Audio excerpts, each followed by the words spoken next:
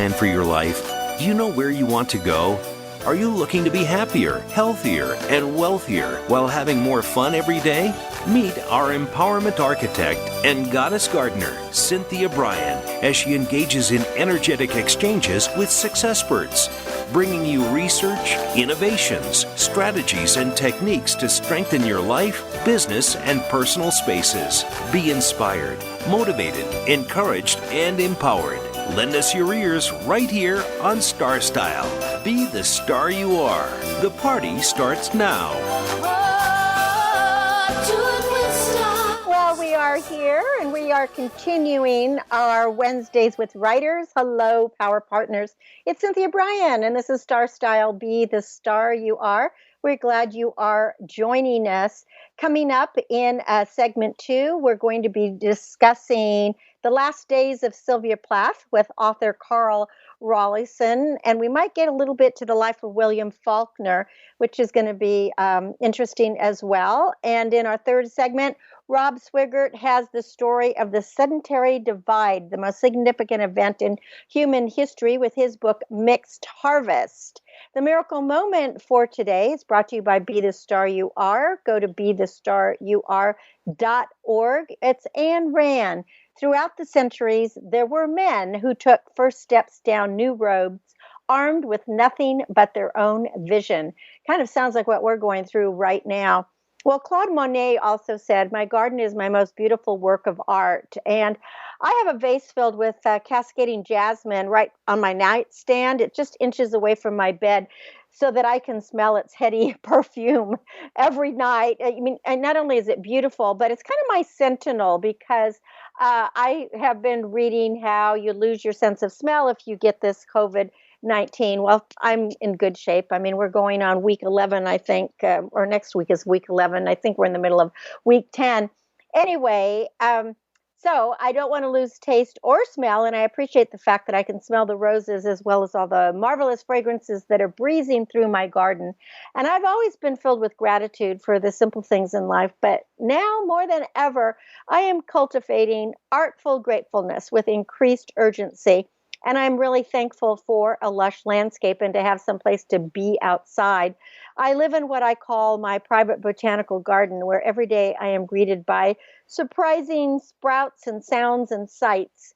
And I have to tell you, I haven't worn any makeup in all these months. I get to wear my daily wardrobe of my grubby garden garb, my tulle apron, my hat, sunglasses, sunscreen, and boots.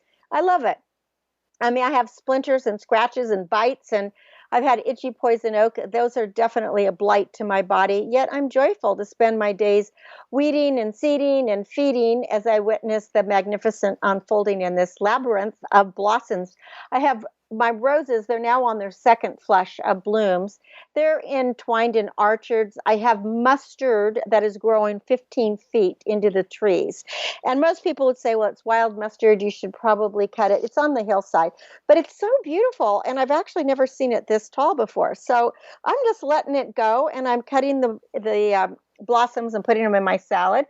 Clematis bowers are on trellises, and the clematis is this deep purple jacamame. It's really, really pretty.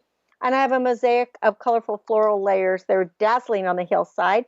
And a parterre of bearded iris, cornflags, daylilies, and roses hemmed by clipped boxwood.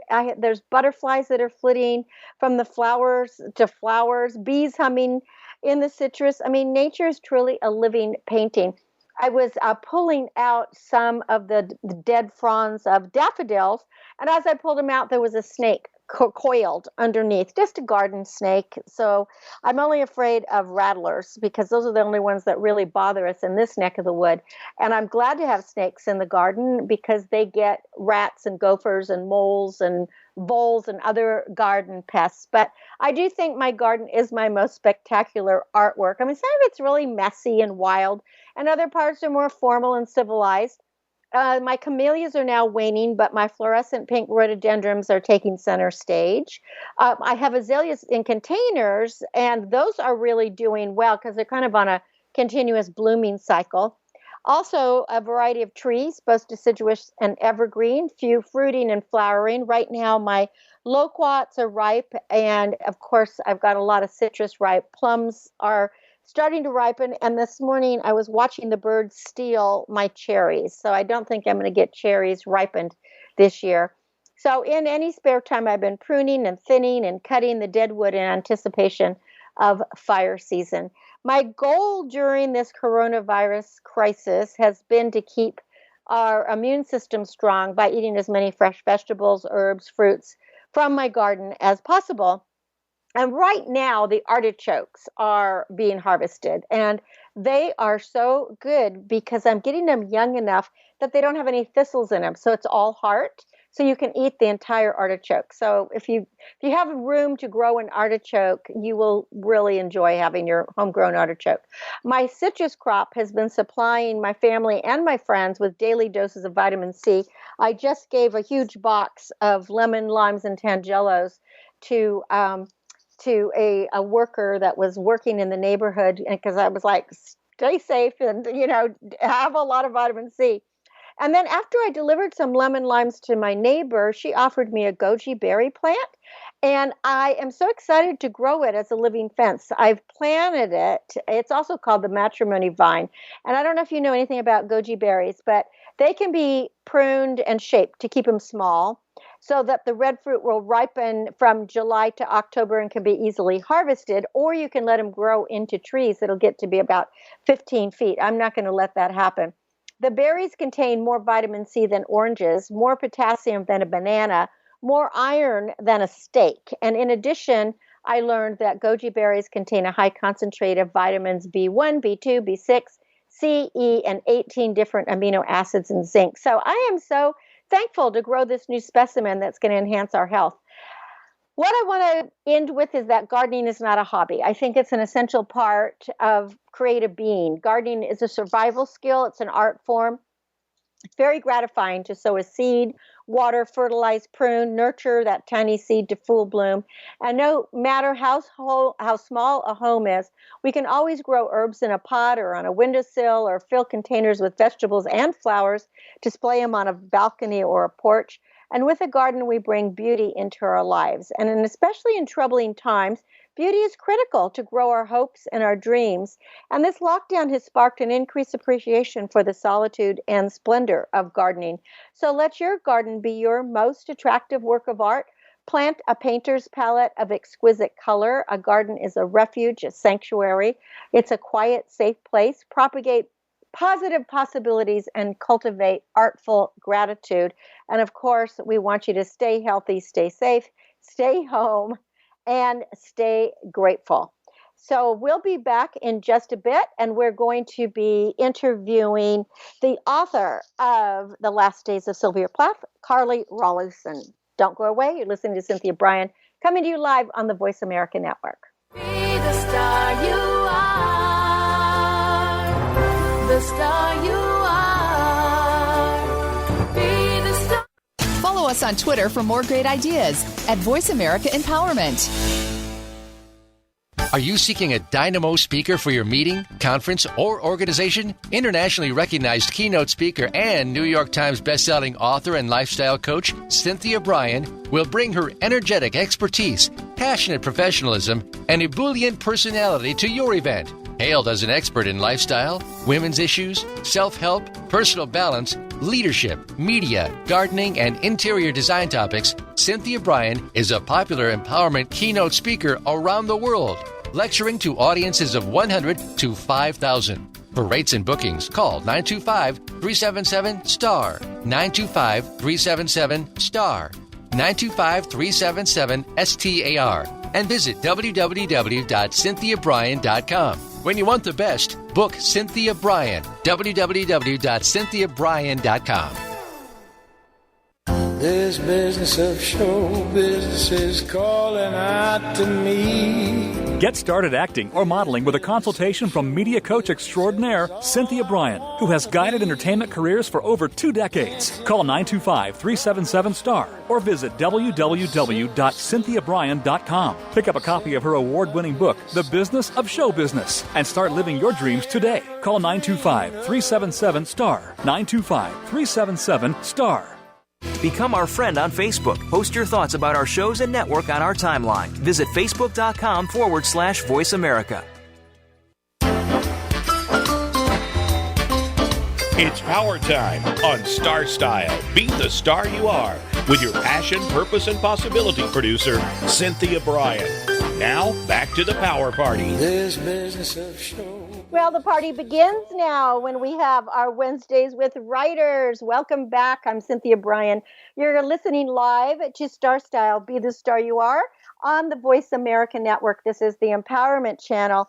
Well, as I introduced in the first segment, our first guest today is Carl Rollyson. He is the author of 14 biographies for both adults and for children.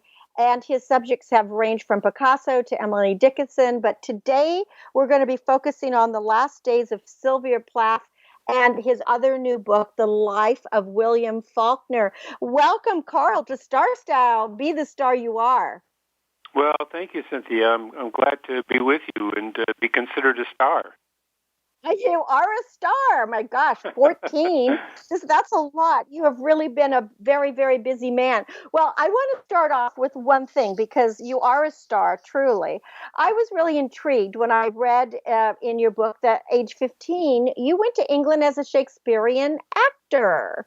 And being an actor myself, I love talking with actors. How did that experience form your interest, perhaps, in the life of Sylvia Plath or some of the other, maybe the biographies that you've written? Well, I think what it is really is what I was interested in as an actor is of course doing roles, and in order to do any character part, any role at all, you've got to put yourself in somebody else's place. You have to have this kind of empathy and a kind of sense of who this person was, how they moved, how they behaved, what kind of experiences shaped their lives. And I certainly didn't know at the age of 15 that I would use all this to become a biographer. But actually, the more I thought about it as I got into my 20s and early 30s and was doing a lot of teaching, I realized, and I had this interest in history, but I realized I could put really all of this life experience into biography. And so that's really how it started. And I'm sure, I feel for me as well as a writer, I feel that all of my acting training and my years as an actor have really formed how I look at writing and history and people, just as you said. So I think that it's a part of the creative arts, right? So it's very helpful. Before we get into Sylvia Plath, I have one other thing I have to just go with you as an actor is you talked about James Mason. And I just love James Mason. I think he's one of the finest actors, just such a true gentleman. And I had the privilege of working with him on the movie Heaven Can Wait. And just give me your little background on James Mason, because I thought the way you approached it was so interesting. Yeah, I was 15 years old. I was in England. I had already at that point, I was very interested in old Hollywood films. I used to watch them on $1 Million Movie when I was growing up in Detroit. And so I'm just walking in the Tower of London like any other tourist with some of my friends. And I couldn't believe it. There was James Mason. He was just... how did you recognize him? Or it's just because you watched so many movies? You recognized him instantly? Because I watched so many movies, and I thought, this can't be anybody except James Mason. Now, here's the funny part. Amazing. I go up to him, and I introduce myself, and I say, now remember, I'm 15 years old. I say to him, I'm an actor, too. I know, but I loved that line. I loved it. When I read that, I just chuckled so much, because it's like at 15 you had that confidence to say I'm an actor to this Academy Award-winning actor, exactly. who's been starring in so many things. Hey, I do it too. Yes, that's right. But he actually wanted to see you. He actually wanted to come and watch you. He did, and we were at the end of our time in England. It was a 3-week tour there, and there were no more performances, and it was really, I was sort of crestfallen. There was nothing for him to see, and he seemed genuinely interested. He wanted to see. I'm sure he thought this is very strange. This 15-year-old American with, at that time, certainly a Midwestern accent must have wondered, what does that look like? No, you know what? I bet you he was absolutely genuinely interested. Having worked with him for every day for about 4 months, I have the highest respect for him. And what I found is he's really interested in people and their craft. And when you're passionate about something, he was passionate about finding out more about you. So it's just too bad he didn't get to see you. But let's get on to Sylvia Plath, because that's Sure. why you came on. You have just penned this new biography, The Last Days of Sylvia Plath. Now, Yeah. Sylvia Plath, probably everybody knows who she was, was, because she was born in 1932. She died at such a young age in 1963. She was an American poet. Probably her best known poems are Daddy and Lady Lazarus, and maybe the novel Bell Jar. But Right. she won a Pulitzer Prize a post after she was dead for her collected poems. So Yes, that's let's dive in. First of all, she was only 8 when she wrote her first, not wrote it, when she was published. And Yes, that's right, in a newspaper. Yes. I mean, that's kind of an amazing accomplishment. But what I want to go to in your biography, and I want you to jump in and talk about whatever you want to talk about. Sure. But you mentioned that how she fell in love with the character Superman. And so that kind of informed her ideal of what she was gonna look like look for in a man, because her dad died when she was just 8, and so she really didn't have that man in her life. So when she met her future husband Ted Hughes, she thought he was going to be fantastic. So take us a little bit about that crazy relationship.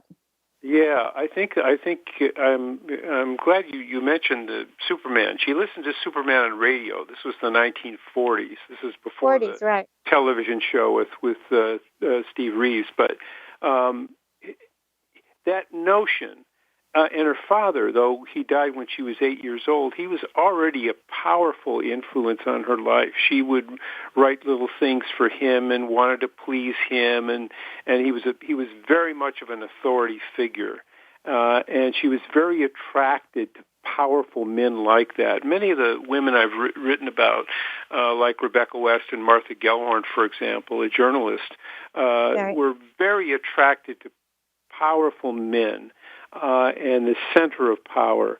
And I think it wasn't just Sylvia Plath's attraction to Ted Hughes.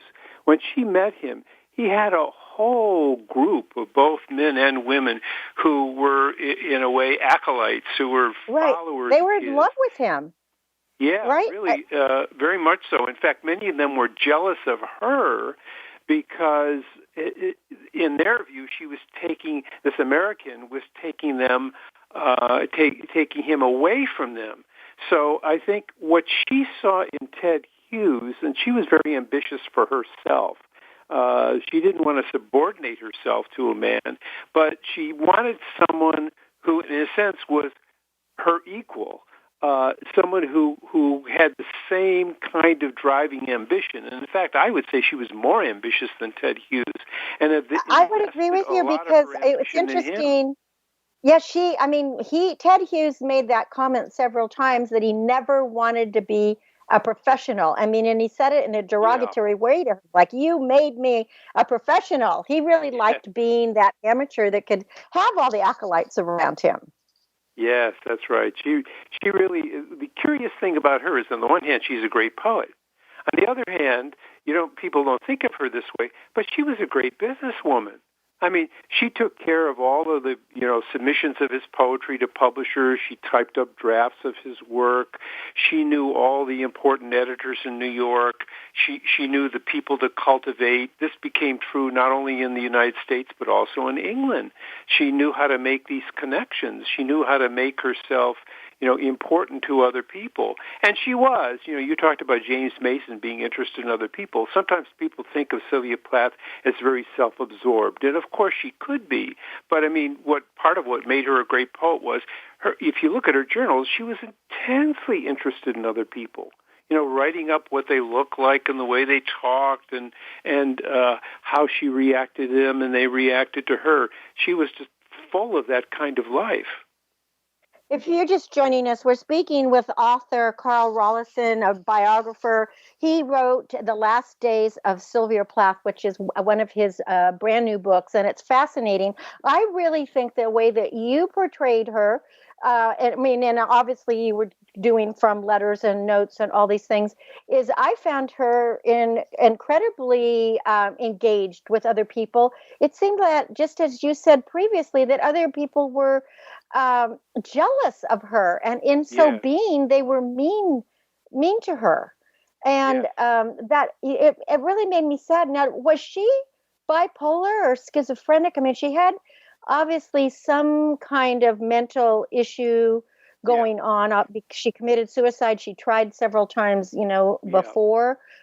But has it ever been really determined? No. The exact diagnosis was never determined, but I would use the term for her that she used for herself, which was manic depressive.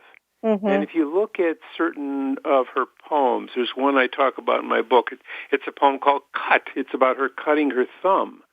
But in cutting her thumb, it leads to a whole train of associations. Not just about domestic life, but about war and battle and, everything involving blood and so on. And it's written in a kind of manic, energetic mood that tells you a great deal about her own psychology. It's a very complicated subject. But and she's a very complicated subject. Now, her therapist, Barnhouse, talk to us about that relationship. It appears that she might have been one of the very few people who really understood Sylvia Plath. And of course, too, she was very sad that the last time that Sylvia reached out, that she didn't get back to her, expediently.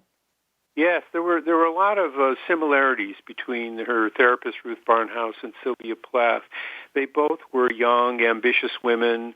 They both had sometimes difficult relationships with their parents, particularly with their mothers, and they talked about that a lot.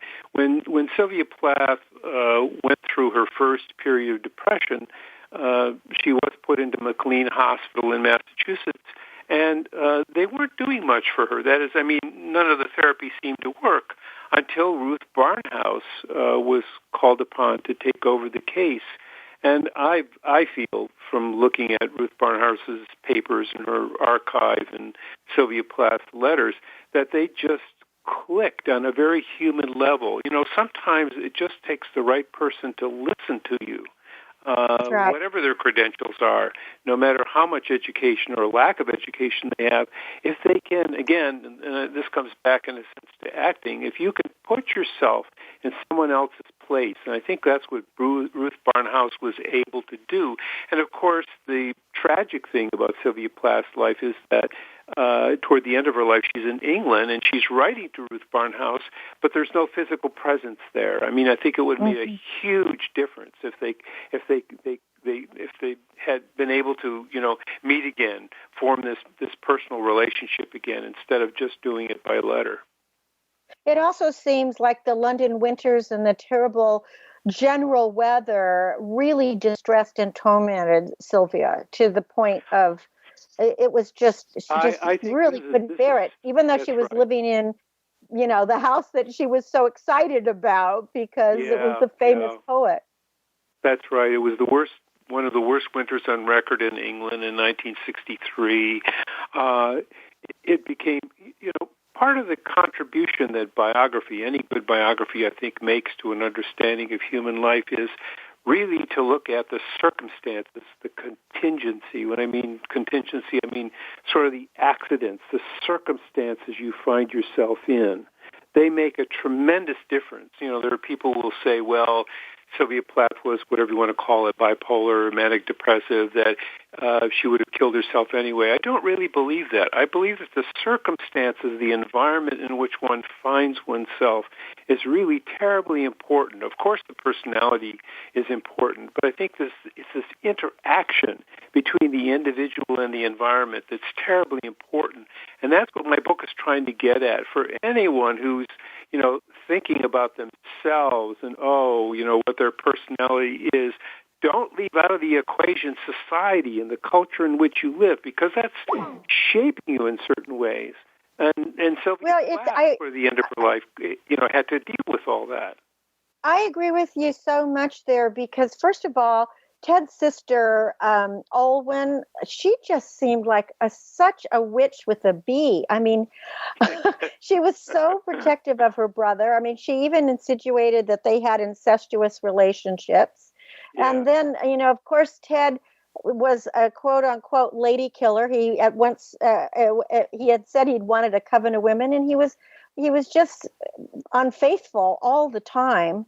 And then, she just, it just seemed that as Sylvia was so talented and so good at so many things, I think that head of jealousy was raising its ugliness again. But I think that's right. I really want to get to how you operated as a biographer, because you had to talk to so many people, go to so many places, read so many things. How did that shape your experience? Well, I think it really makes a difference. Biographers and historians always talk about this, is you can read about somebody, you can read other books about someone, and there's certainly been plenty of books written about Sylvia Plath, but there's nothing like reading your subject's letters and talking to people that actually knew the person that you're writing about. It makes them real in a very different way.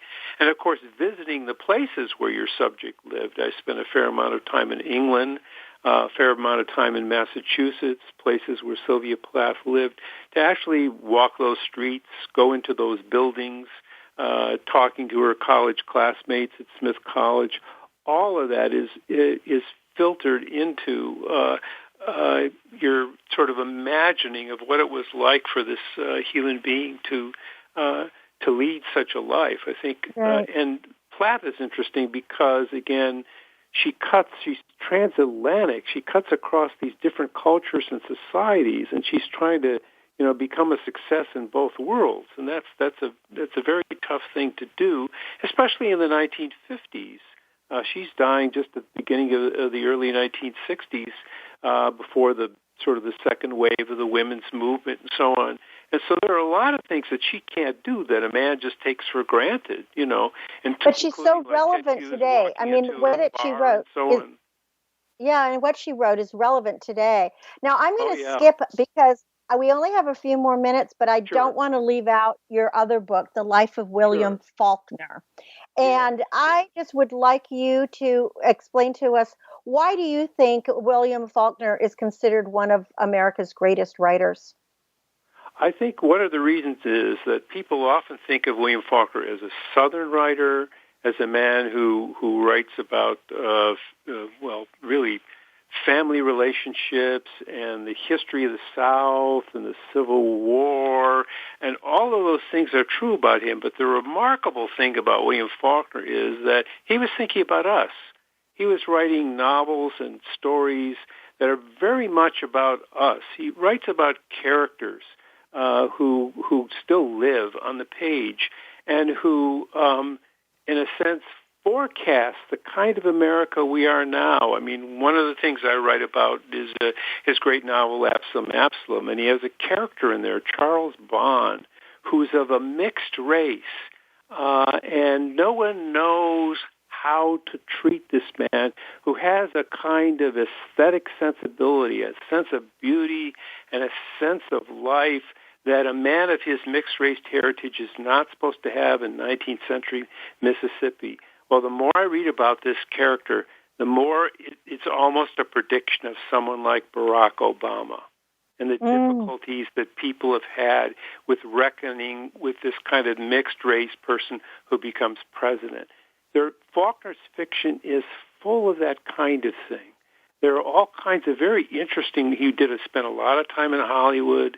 There are references in his fiction to people like Joan Crawford and Marilyn Monroe, which you would never think about, that he's thinking about the changing nature of American culture and about how movies, for instance, are really shaping and changing the American identity. And he's not usually thought of in those terms. And it's one of the reasons why I wanted to write about him. And also, his interest in children is just remarkable, both in his life and in his fiction. The way he feels about children, preserving their imagination and their own sense of the future.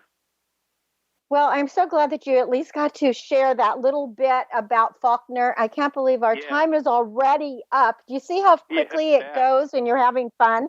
So I want to send people to your website, carlrollison.com, CarlRollYson.com. His two newest biographies are The Last Days of Sylvia Plath and The Life of William Faulkner. There's so much more we could have talked about, but hopefully people will be able to find your works on your site or on any of the online sites that you want to buy a book. So, Carl, would you just like to leave us with some final words?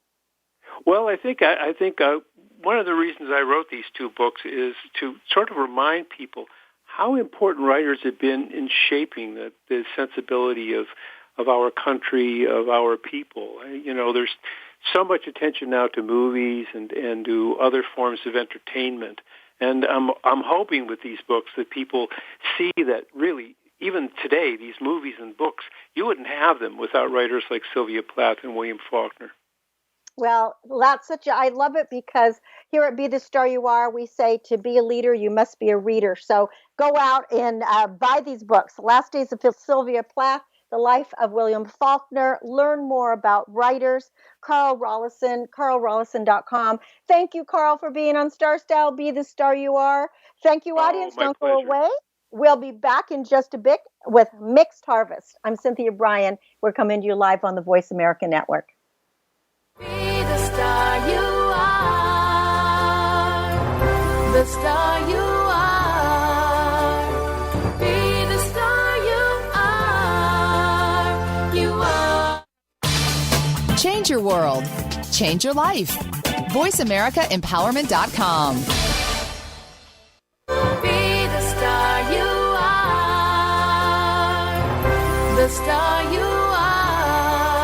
The annual cost of illiteracy to American taxpayers is over $225 billion. Help increase literacy, reduce violence, and improve positive media messages by making a tax-deductible contribution to Be the Star You Are charity. A top-rated nonprofit, Be the Star You Are promotes positive role models, produces positive radio broadcasts, and donates positive books to empower women, families, and youth. Be a power partner and join our galaxy of stars. Visit our website at BeTheStarYouAre.org to make a tax-deductible donation using PayPal or send checks to P.O. Box 376, Moraga, California, 94556. BeTheStarYouAre.org. Dare to care. You are the star.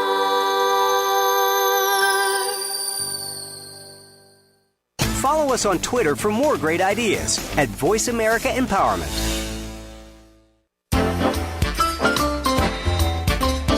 It's power time on Star Style. Be the star you are with your passion, purpose, and possibility producer, Cynthia Brian.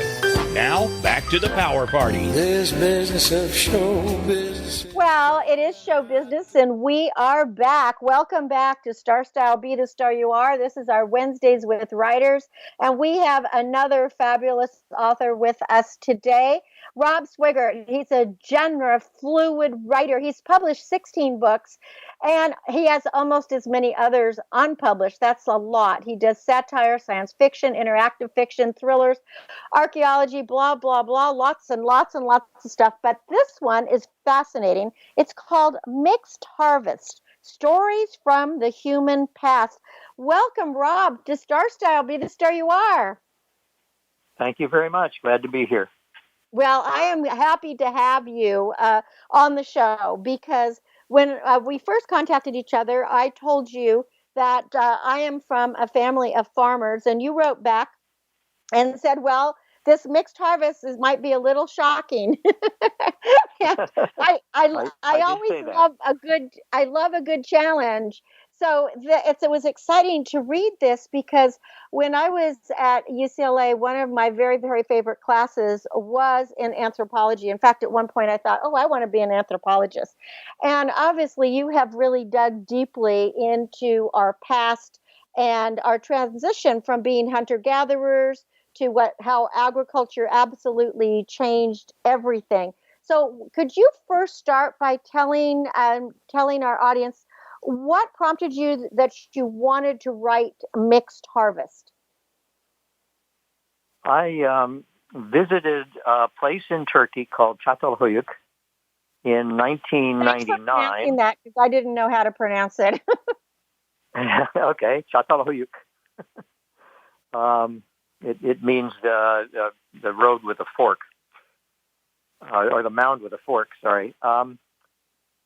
The place was shocking to me. I had just seen the solar eclipse on the other end of Turkey, and stopped here. And it's a kind of pueblo, houses built right next to each other, so the entrance is through the roof, and they're dark and cramped and look very unpleasant, very smoky because the fires were inside.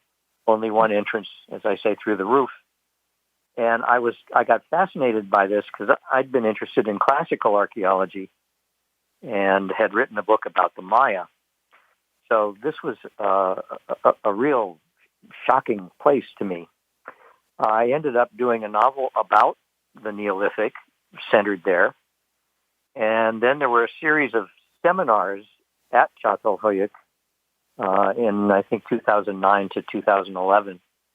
And I got, the topic was the role of religion in the origin of the city, but I said, we can't really talk about what's going on here without talking about what happened before, because this is a story that goes through the development of agriculture, because Çatalhöyük was a farming community eventually, and then what happened after, which is the city. So I started pursuing the history of religion and the biology of what happened when we started farming and eating more grains and domesticating animals, and we're dealing with that right now, the jump of diseases from animals to people because we're in close contact.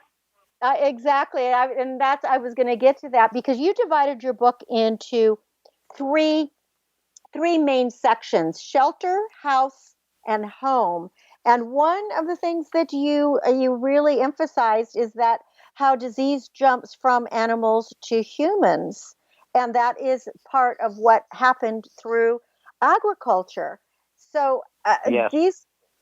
Go ahead and expand on it a little more, because I was fascinated the way that you put your book together, because you start off each chapter and you give a little bit of history of what we know of history or archaeology, and then you actually have a story. Now, the stories, Right. are they based on are they things that are based on some of the cave paintings? How did you decide to write these stories? And then I'd like you to get to the whole idea of the animals and with humans. Okay. Yeah, it's a lot to ask of you. well, I know. The book, when I started writing it in 2009, it was probably a little over half nonfiction, just factual information that was kind of illustrated, because I felt that stories had more emotional engagement and would affect people in a more profound way, because it appeals to the emotions as well as the intellect. And as it went on, the book got to be enormous.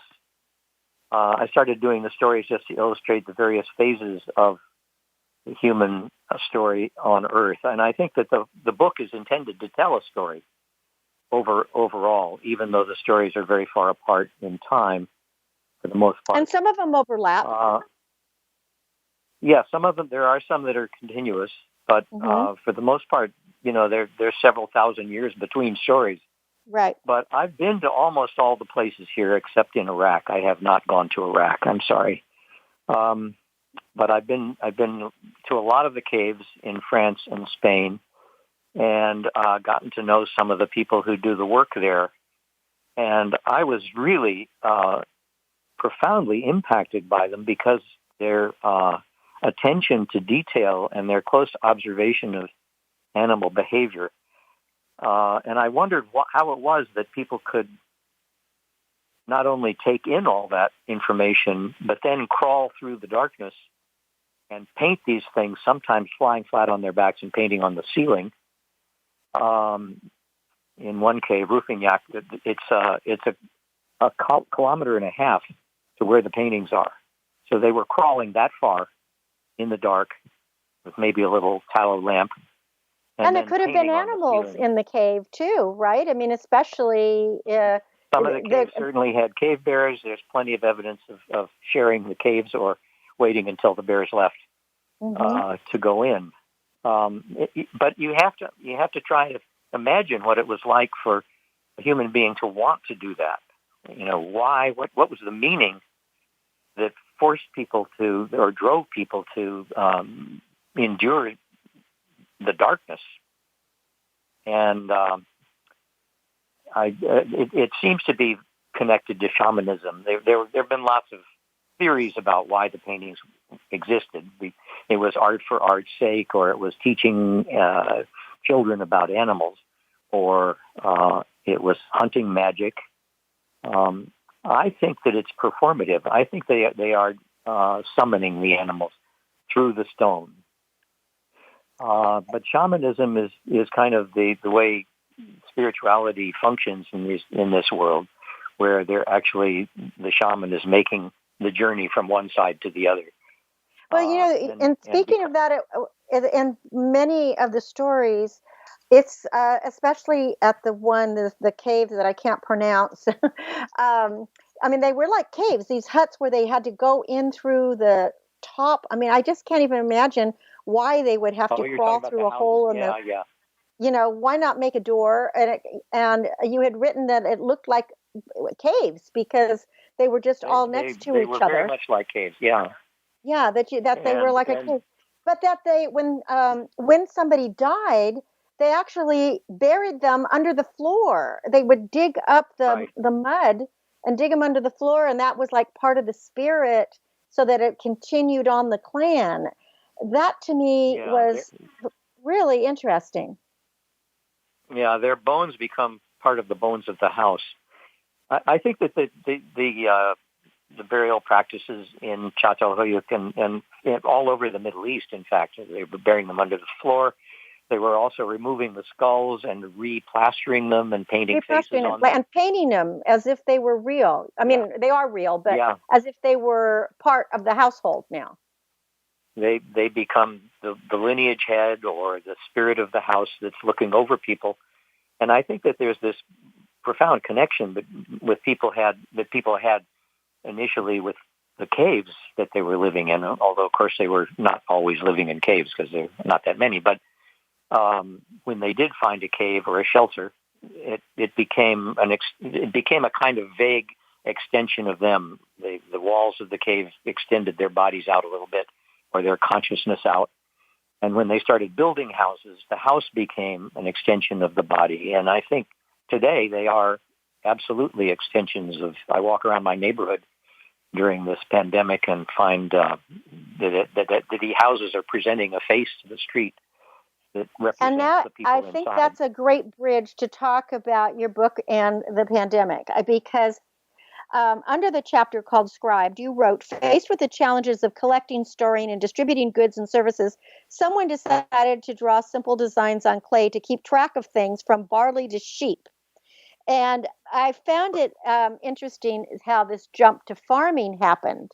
So talk about how there were, then the plagues happened, then there was pollution, and then there was climate change and overpopulation. And so it's like from the time they started farming or actually settling in one place and not being nomads, that's when the problems seem to begin. Yeah, these are unintended consequences of this adoption of agriculture, which, as to quote Gandhi about Western civilization, it would be a good idea. Farming turns out to be a mixed harvest because it produces a steady food supply, usually, not always. If there's storms or infestations of insects or whatever, crops can fail. But by and large, it provided a steady source of nourishment. It did change the diet considerably, and we haven't quite adapted to it even now. But the consequence of the diseases jumping from domesticated animals, initially sheep and goats, and then cattle and horses and pigs and chickens and llamas and all kinds of other animals. And I guess now we get stuff from bats. Bats. And pangolins. Oh, yes, that's right. The pangolin. Anticipated. Yeah. So this is a consequence that could not have been foreseen. I'm not blaming people for adopting agriculture. It was far too tempting, and I think inevitable that we would, because conditions ripened for it. But looking back, it seems like maybe it was not such a good idea, and that perhaps we can use what we learned from the consequences of it then to make decisions about our future.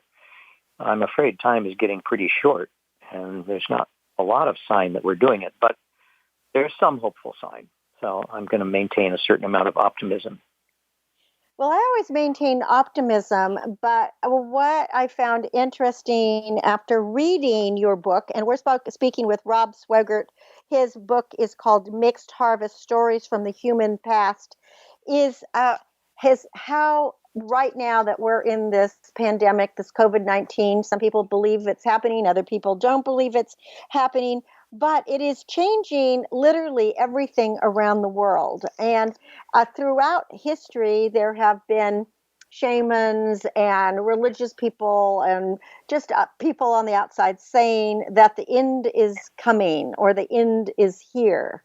So it's a scary thing when this book comes out and we're right in the middle of something that could be very, very a global cultural change. I guess that's how we have to put it. So what can we learn from the past? Since we do have a mixed harvest now, we are not hunter-gatherers anymore. You know, people are living in cities. They're not climbing through holes in a mud cave.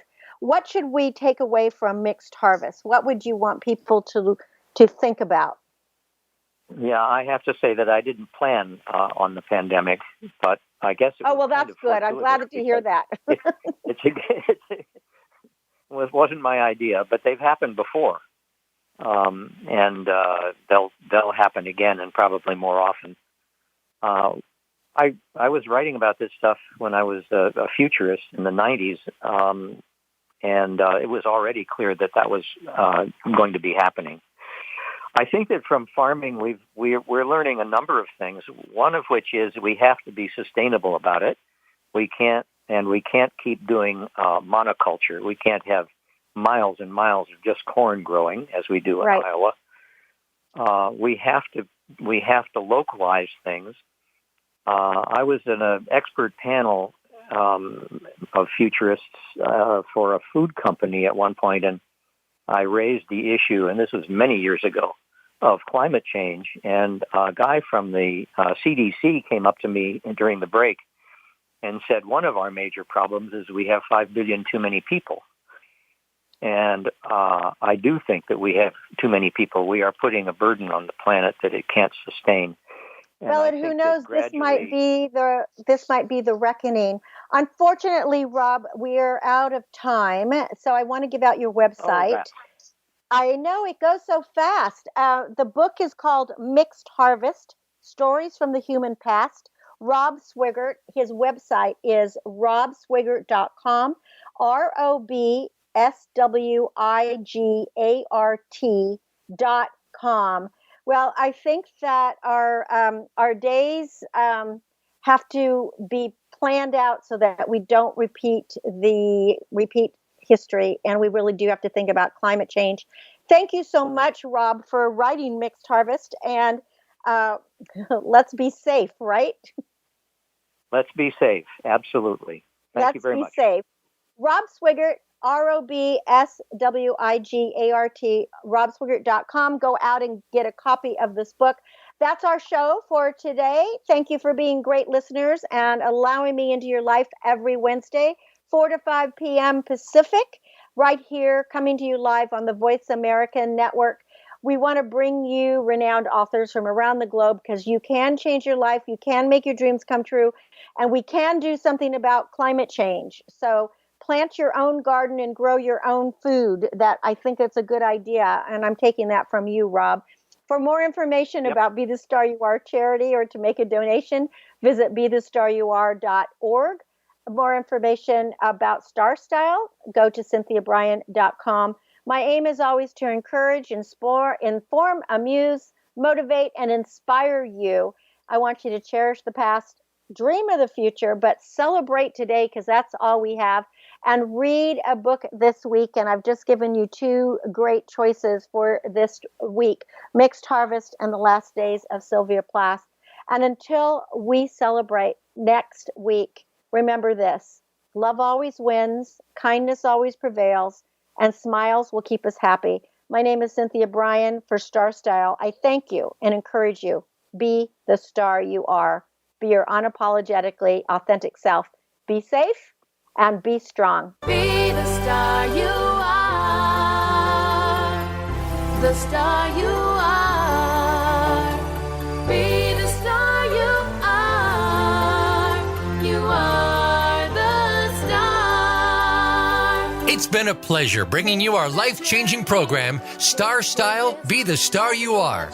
We have you on our radar, as it's our goal to inspire, inform, entertain, and motivate you to be the star you were born to be. For more information, visit starstyleradio.com. And to make a donation to the charity, go to BeTheStarYouAre.org. Ignite the flame that burns brightly within. Take charge of your life and coach yourself to success with our dynamic host and empowerment architect, Cynthia Brian, every Wednesday at 4 p.m. Pacific Time, 7 p.m. Eastern Time, right here on the Voice America Empowerment Channel for another serving of champagne for the spirit and a power boost to live with Star Style. Until we celebrate together next week, be the star you are.